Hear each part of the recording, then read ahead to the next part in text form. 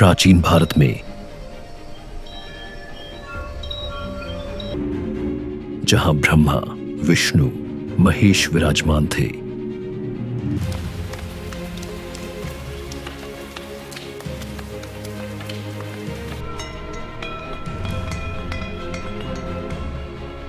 पृथ्वी एक गंभीर संकट का सामना कर रही थी।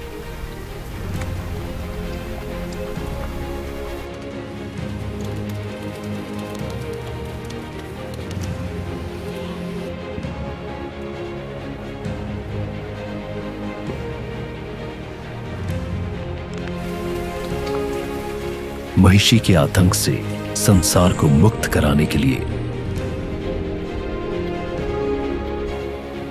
शिव और विष्णु ने एक हरिहर पुत्र की रचना की।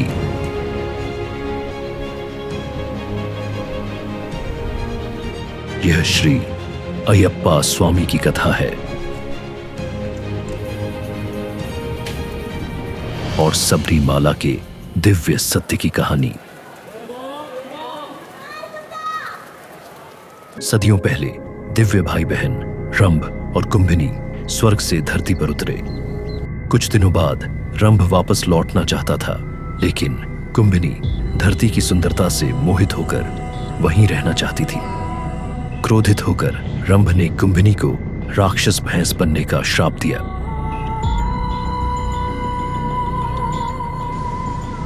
लेकिन क्योंकि वे जुड़वाऊ थे, रंभ को भी श्राप मिला।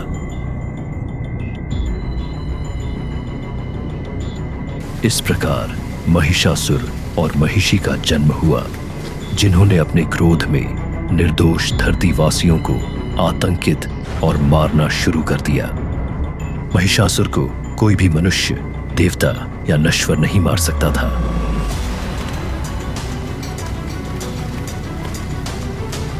त्रिदेवों ने एकजुट होकर महिषासुर का अंत करने के लिए मां दुर्गा को भेजा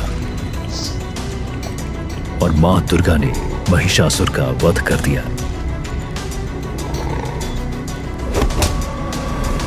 महिषासुर के मरने के बाद महिषी ने भयंकर प्रतिशोध की शपथ ली।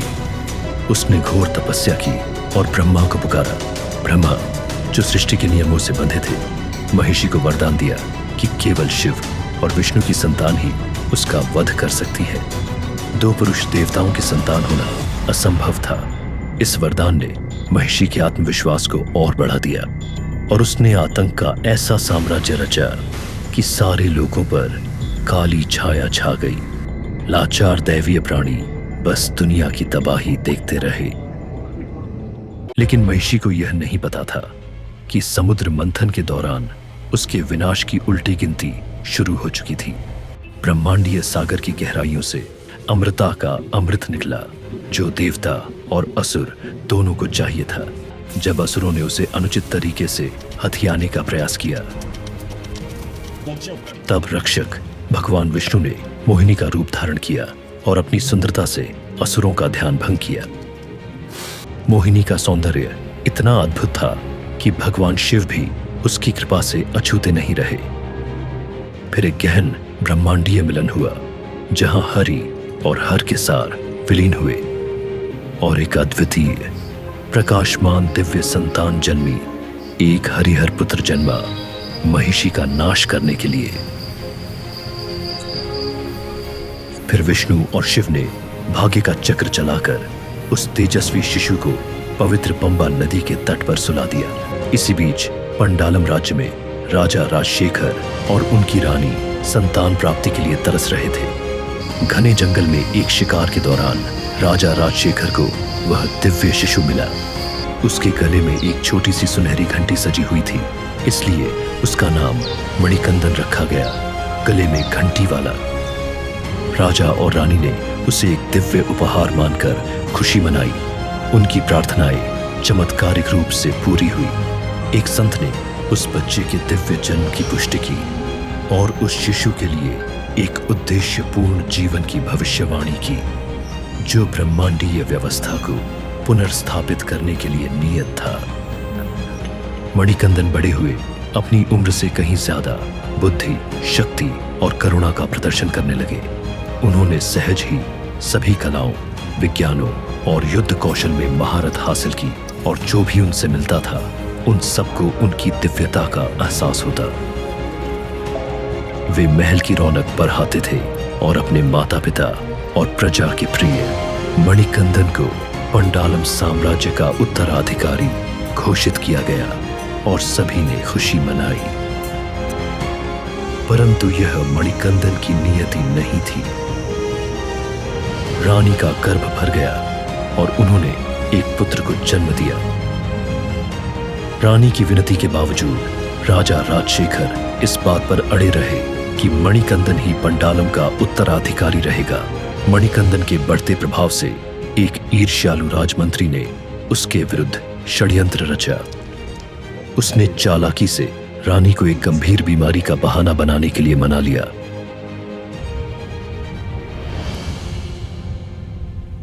और यह दावा किया कि केवल एक बाघिन का दूध ही उन्हें ठीक कर सकता है। ऐसी मांग के असंभव खतरे को जानते हुए रानी ने मणिकंदन को दूध लाने के लिए भेजने का अनुरोध किया। राजा राजशेखर ने विरोध किया, लेकिन सदा कर्तव्यनिष्ठ और निडर मणिकंदन ने अपनी मां की आज्ञा का पालन किया। उसने दूध वापस लाने की कसम खाई और घने जंगल में एक खतरनाक यात्रा पर निकल पड़ा, यह न जानते हुए कि यह रास्ता उसे उसके दिव्य भाग्य तक ले जाएगा। जैसे जैसे मणिकंदन घने अंधेरे जंगल में आगे बढ़ा, वह ब्रह्मांडीय असंतुलन के स्रोत की ओर बढ़ रहा था। उसे बाघिनों का एक समूह मिला और उसने उनसे अपनी बीमार मां की मदद करने की विनती की। बाघिनें मान गईं, लेकिन केवल तभी जब मणिकंदन उस राक्षसी को मार डाले जिसने जंगल में आतंक मचा रखा था। मणिकंदन जंगल की ओर भीतर चला गया, जहां अंततः उसका सामना महिषी से हुआ। अहंकारी महिषी मणिकंदन की शक्ति के प्रति अंधी थी। उसने मणिकंदन पर हमला किया और मणिकंदन ने जवाबी हमला किया।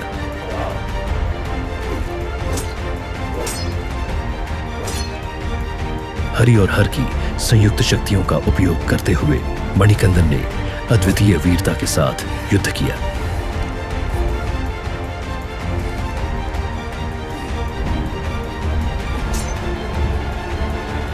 महिषी को एहसास हुआ कि वह इस नश्वर को नहीं हरा सकती, इसलिए उसने एक माया जाल रचा।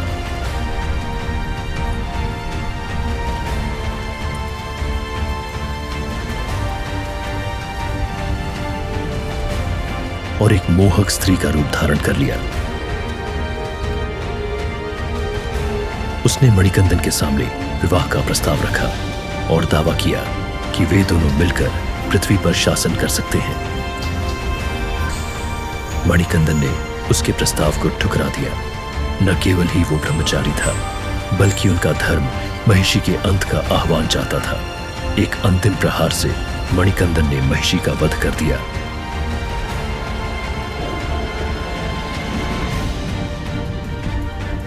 जब वह गिरी तो महिषी की सच्ची आत्मा मुक्त हो गई और वह स्वर्ग चली गई। देवताओं ने अपने दिव्य निवासों से विजय का जश्न मनाते हुए पुष्प वर्षा की। मणिकंदन अब जब उसका दिव्य उद्देश्य पूरा हो गया था, एक बाघिन की पीठ पर सवार होकर विजयी होकर पंडालम लौट आया। पूरा राज्य मणिकंदन को देख अचंभित रह गया।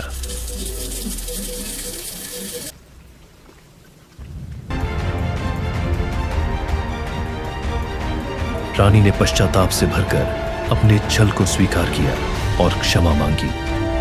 राजा अंततः अपने दत्तक पुत्र के वास्तविक दिव्य स्वरूप को समझे। अपने सांसारिक कर्तव्यों का पालन करने और ब्रह्मांडीय व्यवस्था को पुनर्स्थापित करने के बाद मणिकंदन अपने दिव्य निवास पर जाने लगे। शोकाकुल राजा ने उनके सम्मान में एक मंदिर बनवाने की प्रार्थना की। मणिकंदन ने एक शांत मुस्कान के साथ दूर स्थित एक पवित्र पर्वत सबरीमाला की ओर इशारा किया। वह स्थल एक पवित्र भूमि थी जिसे दुर्भाग्य से पंडालम साम्राज्य के शत्रुओं ने कुछ सालों पहले नष्ट कर दिया था। मणिकंदन ने विनती की कि सबरीमाला में एक मंदिर बनाया जाए।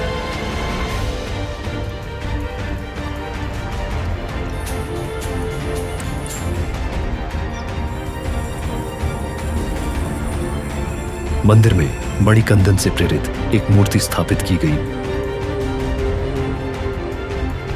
मूर्ति देखकर मणिकंदन ने निवेदन किया कि इसे श्री अयप्पा बुलाया जाए। उन्होंने अपना नश्वर शरीर त्याग दिया और उस मूर्ति में विराजमान हो गए।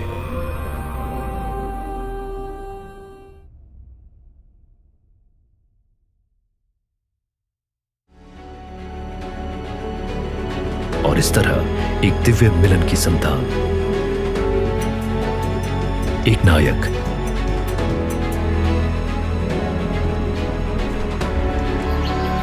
एक आध्यात्मिक अभयारण्य के संस्थापक श्री अयप्पा सबरीमाला में धर्म के संरक्षक बने।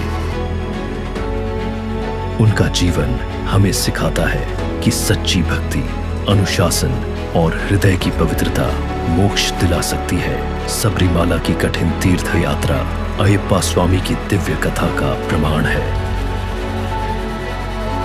स्वामी शरणम अयप्पा।